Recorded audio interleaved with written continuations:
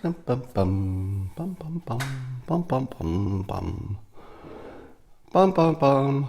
Hey everybody, come on in here. I am only recently awakened, so I might be a little dopey this morning, and by that I mean dopier than usual. So let's start with Senator McCain, who's passed away, and we wish the best for his family and honor his service. I know some of you have competing opinions, but we won't talk about them today. All right, so there's a story forming that might be the most interesting story in the world that I haven't seen reported. So I'm going to report the story as I see it forming. And I want to see if you think I'm crazy or if it's the only thing that matters. And it goes like this. Do you remember when the president got elected and there was a lot of talk about whether he was going to go hard to put Hillary Clinton in jail? And pretty much everybody said that would be a bad idea even if you could. Because you don't want to become president and then immediately jail the person you ran against. I can't think of a less healthy thing for the republic. So it seems to me that although there were plenty of avenues to pursue, there were enough things that looked illegal to the untrained eye and maybe the trained eye as well, that there were plenty of avenues they could have gone. And even if there was nothing there that she did illegal that we could see, we already know from the President Trump experience and from every other experience where you have lots of investigations, if you dig long enough, you can find something. So you had this situation of the president, I believe, holding off and playing soft with Hillary Clinton, even though he didn't need to, but because it was better politics, better for the country, probably wouldn't get that much support. So it would be, impractical to go after her. Now fast forward to today. Today we have a situation in which many of Hillary Clinton's personal friends and allies for decades appear to be organizing to put President Trump out of office. Now here's the interesting part. You see President Trump going really tough on Jeff Sessions, but not firing him. Interesting, right? He's going really hard at Sessions, especially for not going after Hillary, but he's not firing him. And then we see everything from David Pecker to Wasselberg, having immunity, to Cohen having immunity, and people are saying, "Wait a minute, the vice is closing on the president." Let me ask you this, and I haven't seen this. I've not seen any reporting on this. What would happen if they actually got the president on something serious? Well, between the time that the president knew that he was going down, this is hypothetical, let's imagine that they found something in his business or something that was problematic. He would have a number of months of being in power before he was technically out of office. What would he do? Well, I think he would employ mutually assured destruction, not of the world, but of Hillary Clinton. It seems to me he's setting up the situation to make it clear that if he goes down, he's going to have plenty of time to take Hillary down. And here's how he'd do it. Fire Jeff Sessions, and there's tons of political blowback, but who cares? You know, because this would be the point where it doesn't matter anymore. He has nothing to lose. He's going to fire Jeff Sessions. He's going to put somebody in, if he can get them approved, who will do nothing but take Hillary down.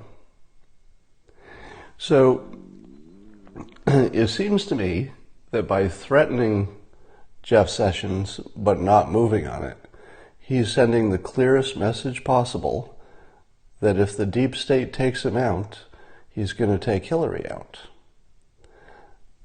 But maybe even better,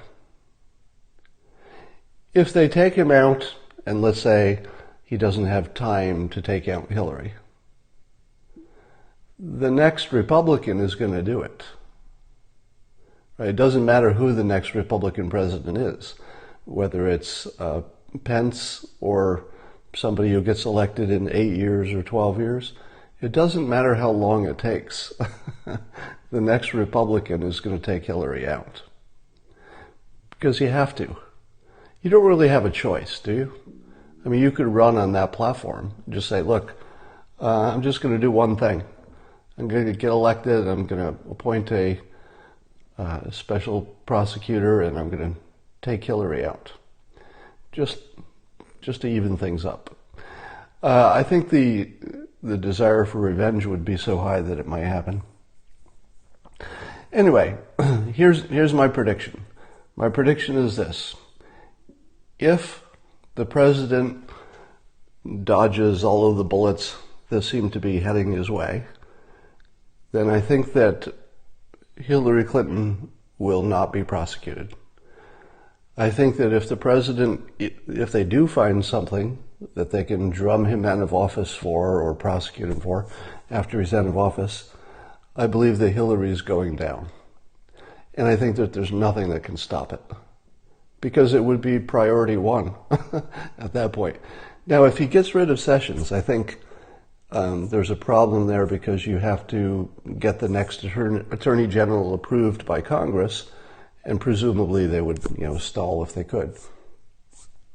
But does it take a bare majority? I'm not sure the rule there, because if it's just a majority, the Republicans would say, all right, this one's on you. Full majority, we've got a new Attorney General. Attorney General only has one job: take Hillary out. Now, that might also take out the deep state as well. But I think Hillary is now in the crosshairs, and you may have noticed that the president has one named her. She used to be Crooked Hillary, 2 words, but lately he's gone to calling her crooked, and you know who he's talking about. So she's like he's like Cher and Madonna and Elvis. Just one name, just Crooked. All right. This does sound insane, Scott. Which part of it sounds insane? Do you think there's any chance that Hillary wouldn't go down if President Trump goes down? There's no chance. I'm telling you now, if President Trump goes down, Hillary's going to jail. For her own crimes, not for anything that had to do with Trump.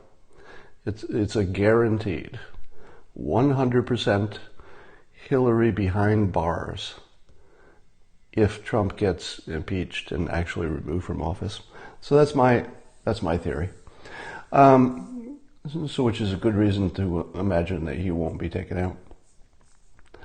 Now, I saw a study, somebody tweeted to me recently, saying that there's a brain difference between Republicans, or let's say conservatives, and liberals. And that one of the key differences is that conservatives, excuse me, the conservatives are more triggered by external threat. So if there's something from outside the country, for example, that's an external threat, whether it's communism or nuclear stuff or Russia or whatever, in theory, conservatives are more triggered by fear of something from the outside. So it makes sense that conservatives like a big military. And likewise, it said, slightly different point, but that liberals are happier in situations of uncertainty. In other words, you don't know exactly what's going to happen, and they're fine with that.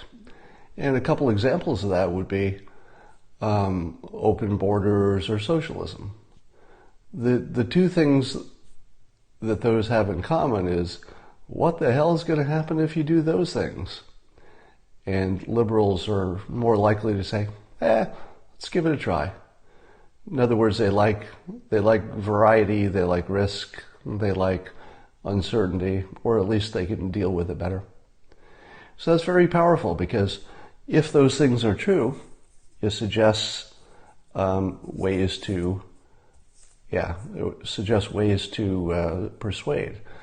So it suggests that President Trump's approach of saying immigration's going to get us and terrorists are going to get us, close the borders, it suggests that that's exactly the right message for winning the nomination, but that it's problematic convincing the other side.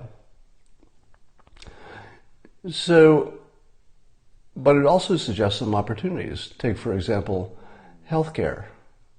You might be able to sell healthcare without explaining the details, at least explaining it to the left. So you could say, for example, hey, we're just going to use the technical achievements and better thinking and be smarter, and we're going to try some experiments with healthcare. And the left would probably say, oh yeah, experiments. We like that. Let's try a few things. Let's do some things we've never done before. So you could probably sell a thing you've never done before would be easier to sell to the left. So there might be some ways to use that. All right. I believe, as I've just been reminded, that you have not yet enjoyed the simultaneous sip. And so, if you could, raise your glass, raise your mug, your vessel full of beverage, and join me for the simultaneous sip. Oh, that's good. Yes, my chalice. Thank you for adding that to the mix. I raise my chalice. You know, there's a sentence I've never said before. I raise my chalice.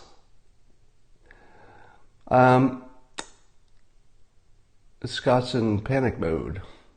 About what? About the presidency? I'm still of the camp that people are panicking about the presidency, but that the risk is far less than you think. And let me give you some examples. So we're talking about the risk that David Pecker of the Inquirer has a secret safe full of secrets about the president. Well, that's probably true, but that's not going to kick him out of office. Even if we saw the safe full of secrets, what difference would it make? Because it's all going to be personal life stuff. But more importantly, on what basis would the special counsel have to make a case about any of that stuff?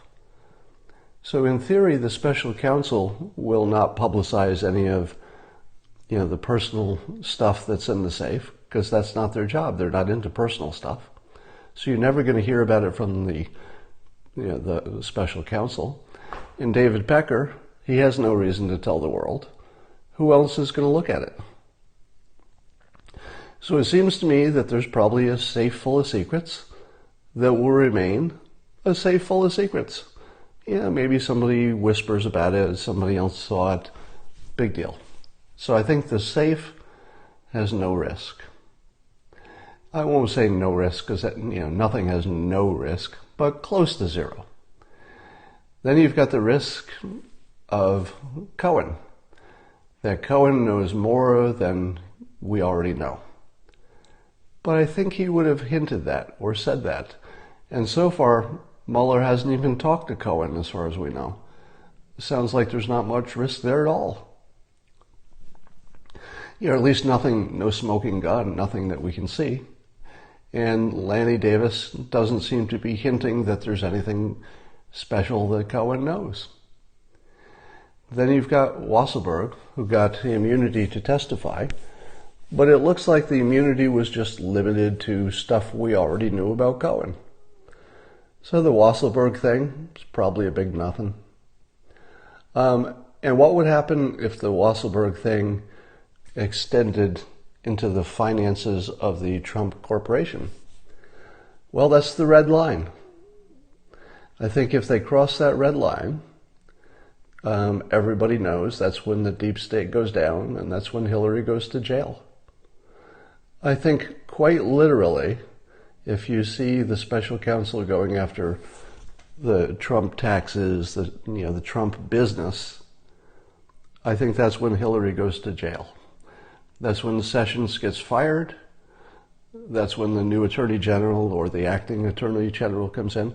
Now, let's say the acting Attorney General which would be Rosenstein, right? Let's say he doesn't go after Hillary. He gets fired. Who's third in line? It doesn't matter. That person gets fired too if they don't go after Hillary. So the president can pretty much guarantee that Hillary goes to jail.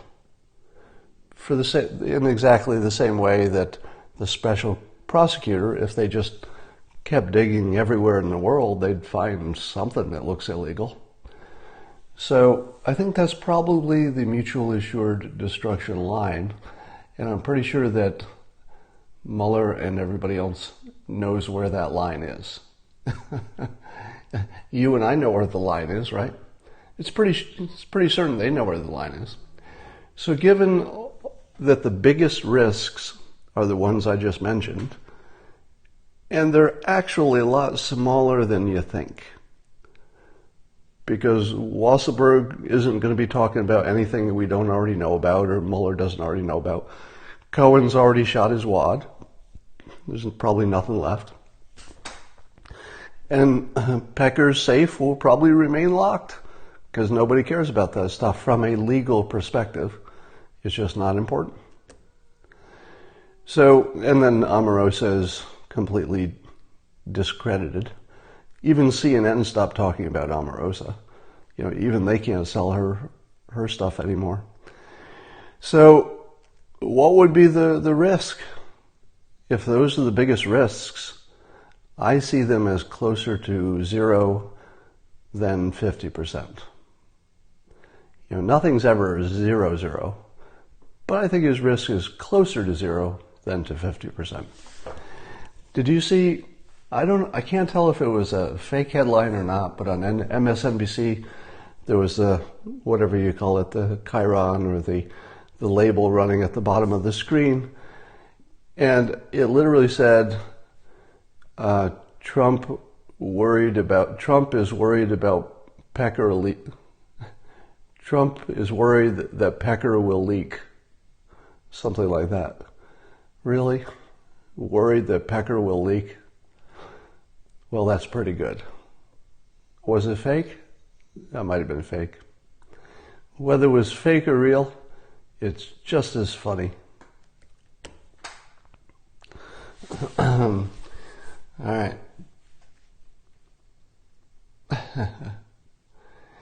So the rest of the news cycle will be dedicated to stories about John McCain, coupled with stories about, isn't President Trump a terrible person for not saying that McCain was a hero?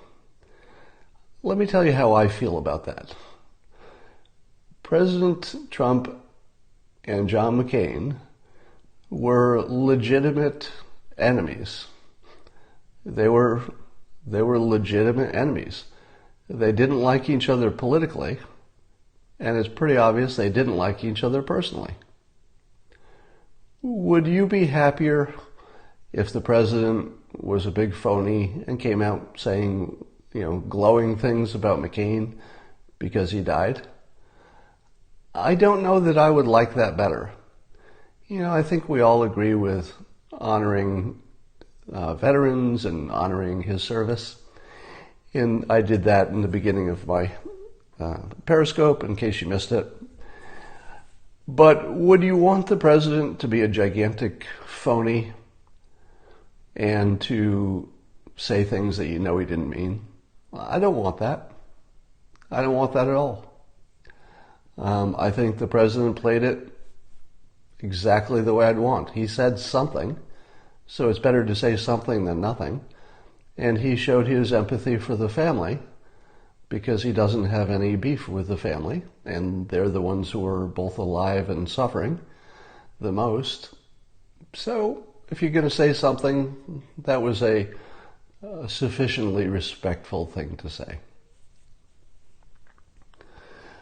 And all the rumors that are going to be floating about the bad things that McCain allegedly did, you're just going to see every good and bad thing about him today.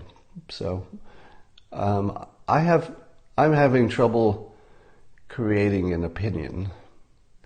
So you can like the parts about McCain that you know about, his service, for example.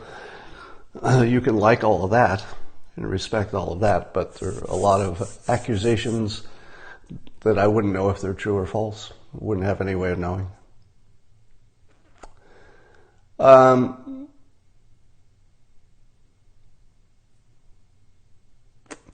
Now, here's something about Trump that's interesting. There seems like a dichotomy, and it goes like this. President Trump has kept more promises than perhaps any candidate ever for president. At the same time, his record with the fact checkers is the worst we've ever seen.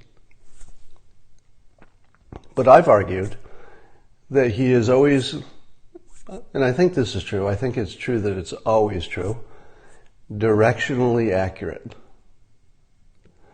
And yeah, I'm going to give you a whiteboard talk here. I wasn't planning to do this, so we're a little bit unprepared. You don't need to know what this is. That was me trying to learn to play the drums unsuccessfully. All right. So let's say you're trying to figure out who's a genius and who's an idiot.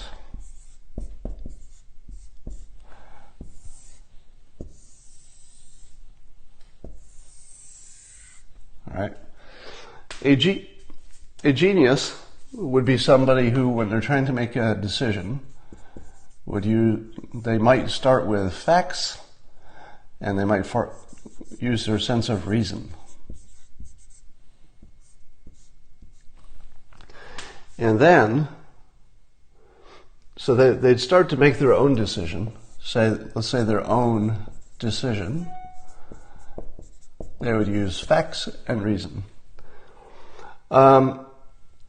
And then, what would they do to persuade? I'm going to leave that blank for now. How would an idiot persuade? Now, an idiot would persuade with things that were untrue. They'd fail the fact-checking.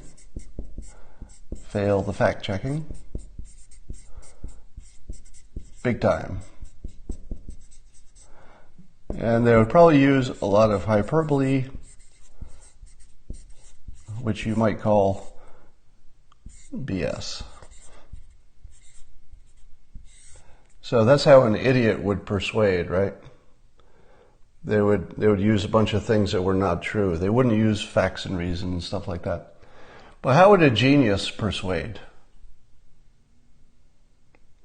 Well, a genius would persuade with all kinds of reason and facts, right? So a genius would make a decision based on facts and reason, and then they would persuade you using facts and reason, right? But an idiot would just have no facts, and then they would use a bunch of BS because they're just idiots. This is your general way of looking at the world. But I would suggest to you that that's an idiot too. So I'm fooling you. They're both idiots. So the reason that this person's an idiot, even though they're using facts and reasons to make their own decisions, using facts and reasons to persuade, why are they an idiot? Because this doesn't work.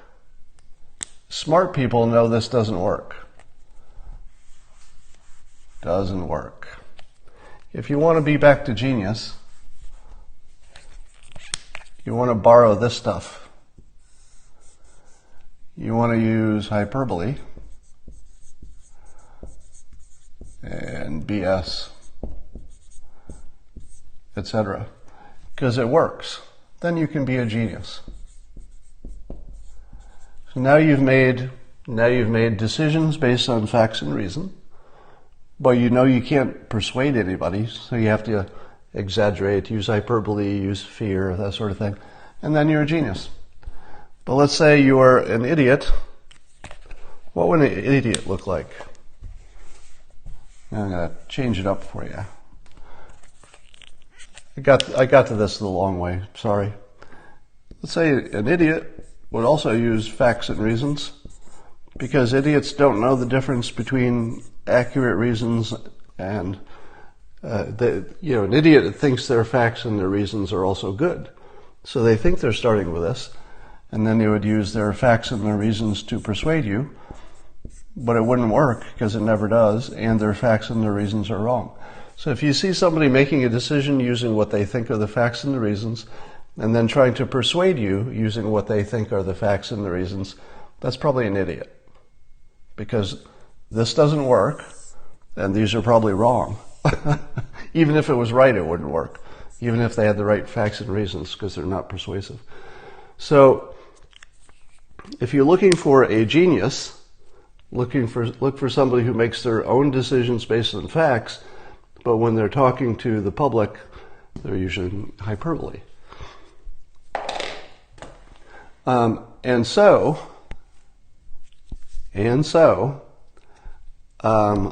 what you have with President Trump is this weird dichotomy.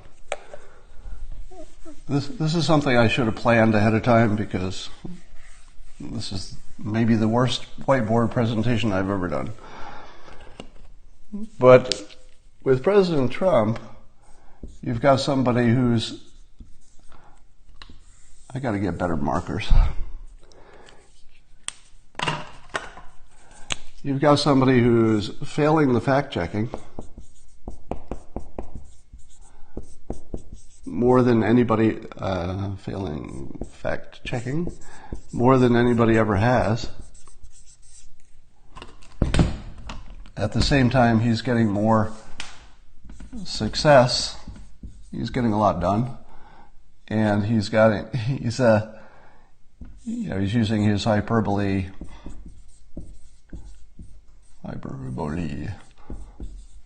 etc.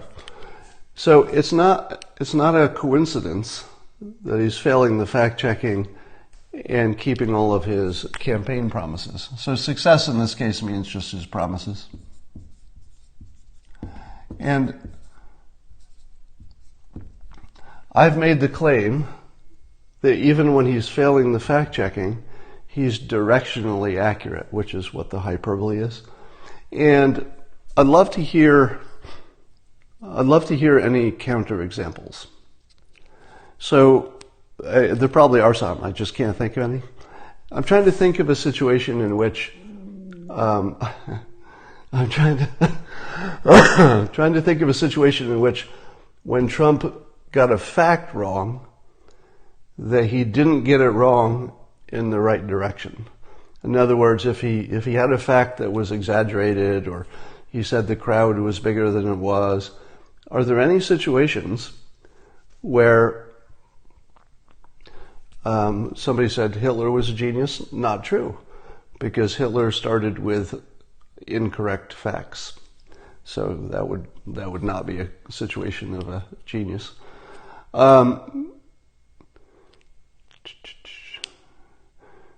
He took credit for no airline crashes.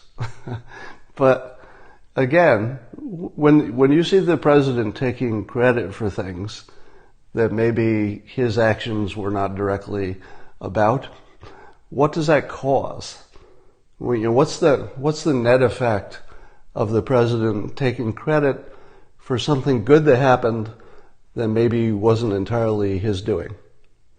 Well, it doesn't pass the fact checking, but it makes people think, oh, good things are happening in this country. And when people are happy and they think good things are happening, they invest, and all of a sudden things start working well. So it's perfectly good form for any president to take credit for things that weren't exactly things they did. It's very good form. They should do that whenever they can. Even if other people say that's not real, still works. It's still good persuasion. The birther thing was good persuasion that didn't pass the fact checking, but at the time he was trying to become a prominent voice in the country, which he did, partly through that. He was trying to bond with the base, which he did, and he was trying to weaken the president, which he did. So that's a perfect example. So the birther stuff didn't pass the fact checking, but directionally it accomplished many of the things he wanted to accomplish. And then when he needed to, he said, okay, I looked into it, you're welcome. Turns out there was no problem.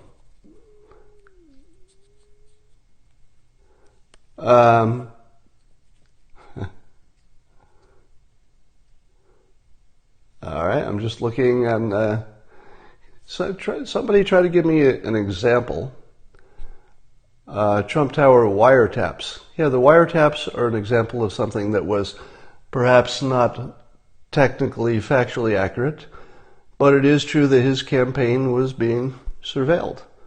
So he was persuading in the direction toward accuracy, even though the facts were wrong. He was forced to give up on the birther issue, so I'm not disputing that. I'm saying it didn't matter, that he accomplished what he wanted to do with the birther issue. It made him prominent. It weakened the president. It worked. So somebody said, does ethical matter? Well, let me give you two situations. You've got two leaders. One of them passes the fact-checking, and because he's not a very inspirational leader, the economy goes down and some people starve to death. In this scenario, that leader is acting perfectly ethically. They never lie, but they're also not very inspiring. Somebody starves to death. Let's say another leader uses some hyperbole, gets people excited, gets the economy going, but doesn't pass the fact-checking. Net result, people make money, people have jobs, the economy is better, and people eat. Which one of these two acted ethically? One of them fed the poor, one of them killed the poor. But in order to feed the poor, you had to exaggerate a little bit. You had to lead. You had to get people's minds and their emotions moving in the right direction. So which of those was the ethical way? So when you say, but is it ethical? I say, according to whom? Who's deciding what's ethical? I usually favor keeping children alive. That's just me. You might say, I'd rather that kid died rather than hear a lie. I would rather not hear a lie. All right, so let me summarize this way. The truth has two components. The accuracy, in other words, how close is it to the truth, and the direction.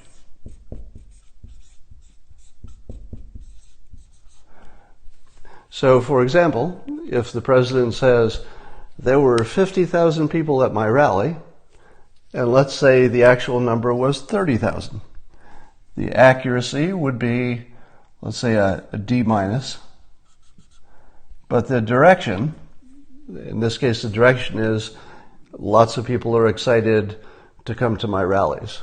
The direction is an A. Directionally speaking, having 30,000 come to your rally, packing the place, would be totally directionally accurate if you said 50,000 or 30,000. Doesn't really change anything except how excited you are about the president. The accuracy would be a D minus. If you said 50,000 instead of 30,000, that's a pretty big difference, right? Which of these matters? Which one matters? The one that matters is the direction. The accuracy never matters. So you've got an entire news industry talking about the accuracy of what the president says, and the accuracy almost never matters. The direction matters every time, and it matters a lot. How much do you hate hearing that? Because this just messed up everything you ever believed about ethics, about the truth, about reality, about this president. All right? I'm gonna say it again because I liked it so much. Except I'm gonna write it bigger. So here's the truth has two parts. Accuracy. Accuracy. And direction. Accuracy for leadership purposes. Now, I'm not talking about engineering. I'm not talking about math. I'm not talking about any of the technical fields. In the technical fields, the accuracy would be really, really important. Okay? So there are plenty of fields in which accuracy would by far be the important thing. Medical, science, etc. But when it comes to politics and leadership, the direction of your truth is what matters. The accuracy almost never will matter. Almost never. So when you're watching, let's say a President Carter, Jimmy Carter, if Jimmy Carter comes out and says, there's a malaise in the country and I don't think things are going to go that well, and it looks like I'm going to have to raise your taxes, and I don't know what to do about it, and I guess we'll always have terrorism. For example, he didn't say those things. But imagine if he had. And let's say that they were all perfectly accurate. What would be the result of all of that accuracy? Well, we'd feel bad. We wouldn't try as hard. It just wouldn't feel like a good country. What if he had said, sure, things have been bad, but look at all the great things I'm doing. Things are turning around. It looks like the terrorists are on the run. It looks like Iran is going to cave in any minute. It looks like our military is the best ever and America is having its best day. We're going to make America great again. What if he had said all those things? Well, they might not be technically accurate. Suppose he said, look at all I've done for the economy, but you thought to yourself, well, that wasn't you, Jimmy. That was sort of the last president. It would still be better if hypothetical Jimmy Carter exaggerated, because it's just better leadership. Now, if he exaggerated in the wrong direction, let's say he said, this country is falling apart. It's in the toilet. Everything's going to blow up in a couple of days. That would be heading in the wrong direction. That would be the worst problem you could ever make. Not only are you inaccurate, but you're inaccurate in the wrong direction. So you've got two directions. So as long as you're going in the right direction with your truth for leadership, I better put leadership. because it will be easy for somebody to take this out of context. This would be a great one for taking out of context. If any of my critics are watching, this is just perfect for taking out of context. All right. Is it good persuasion for media to criticize his accuracy? Well, it hasn't worked yet, has it? Have you noticed that the number of inaccuracies the president has doesn't seem to have a top? Have you noticed that? If you were to graph, let's say, the media's claims about the president's levels of inaccuracy over time, he started, being inaccurate according to them, and it's like, it's through the roof. All the number of inaccuracies and times he's passed the fact checking, it's through the roof. What has it changed? What has changed? I mean, what did it hurt? Nothing? Do you remember I told you from the very beginning that none of this would matter? And that I'm seeing more and more articles, and I think you have too. How many times have you seen articles lately saying that the facts don't matter anymore? You've seen that headline a bunch of times, right? Articles, facts don't matter. We live in a post-fact world. This is what people are discovering. This is what I told you in 2015 would be the way our public consciousness would move. We'd move in the direction of understanding that, at least for leadership, accuracy of your facts don't really matter. And one of the reasons that the facts don't matter is that we don't even agree what the facts are. If we were to, if the liberals and the conservatives were to form groups to, let's say, measure anything, to measure, let's say, how much of the economy President Trump was responsible for, or how much of unemployment was affected by this president versus the other, would the experts agree? They would not. So what is the point of accuracy when nobody agrees what the accurate situation is anyway? I'll bet if you took the 3,500 fact-checking failures that the president has done since the beginning of his term, and you said, all right, let me take this list put together mostly by liberals and hand it to the conservatives. Now I want you to grade the people who graded. Grade the graders. And my guess is that you get very different ideas of the truth. So the accuracy not only doesn't matter, but people don't even agree what is accurate. It's something you want to be important, but isn't the direction. The direction of the persuasion will always matter. If you're saying something is more versus saying something is less, that matters. All right. I see a lot of people telling me I should watch the Bill Maher show that must have aired on Friday night. Something about Shapiro on that show. And I will watch that. I think I'm scheduled to talk to Ben Shapiro. The softcover version of Win Bigly will come out in the end of October, I think. I think the end of October. And I'll be doing a little bit more media then. And I'll be talking to Ben Shapiro at some point in the next couple of months.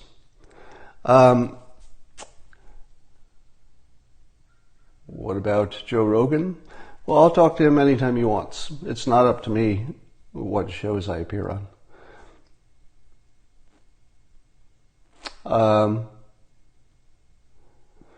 Should go on Bill Maher. Well, I've been on Bill Maher once during the campaign. And again, I would go on. If he asked, I'd go on. All right. I'm going to go do some other things now. Great talking to you. And I'll see you later.